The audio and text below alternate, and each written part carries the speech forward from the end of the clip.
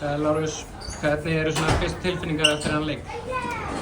Mér átti að vera slakir í fyrri hálfleik, bara, hvað maður að segja, vantaði bara alltaf ákveðið okkur og svona, og svo fannst mér við koma bara góður inn í þriðja leik og svona. Sérstaklega bara Óli og Raggi koma með góða varnarleik og sýndu góða varnarleik og koma okkur aftur inn í leikinn. Svo kannski, þú veist, var bara bilið orðið aðeins svo mikið, svo náðum við að leikinn.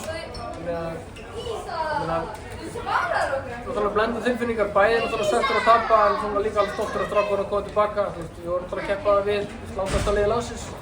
Þannig að, þú veist, mér fannst strákarnir sína hvað í þeim býr í sérna.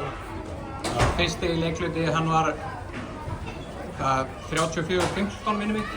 Já, byrjuðu leikinn bara einhvern veginn minnum bara, þeir voru 11-13-0 eða eitthvað svoleiðis sko, og þá svona bæði, þú veist, svona smá óöfni til að byrja með og smá óðappót á okkur og þeir svona komast upp á lagið. Þannig að, já, við vorum þá svona alveg eftir fyrsta leikluta. Það var miklu meira jafnvægi í leiknum í öðru leikluta. Svo fannst mér vera góður í þriðja, þannig að auðvitað þurfti að koma aðeins sterkara inn og hafa planið. Það ætlum að vera aðeins þolinmóðari. En svo þetta bara þannig að sko, þú ert komin inn í leikinn og hérna, þið erum búin að hugsa að þú ætlar ekki að hleypa til og hlaupa í eitthvað partí.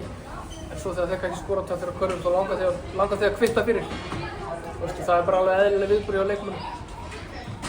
Núna eru þið í svona neðri hluta deildarinnar. Hvað telurðu svona líkurnar á að liðið komist í úrslit keppnina? Það er bara undir okkur komið sko. Það er bara hversu stórir strákarnir verða, hvað er að taka mikið á sig. Við erum náttúrulega orðin fyrir ákveðnu áfalli þegar sko, Steve Hójufett, hann hérna meiðist bara 20 mínútur hjá okkur. Það vantar náttúrulega að reisa post og núna er það bara eiginlega undir strákarnir komið hversu langt við erum að fara. Hversu þeir þurfa bara að stíga upp. Núna er bara, það þurfa allir að stíga upp. Þetta er ekki bara einhver erlendi leikmenn, þetta er bara okkar íslenski kjarni. Núna er sviðið þeirra. Takk fyrir, gangið vel. Takk.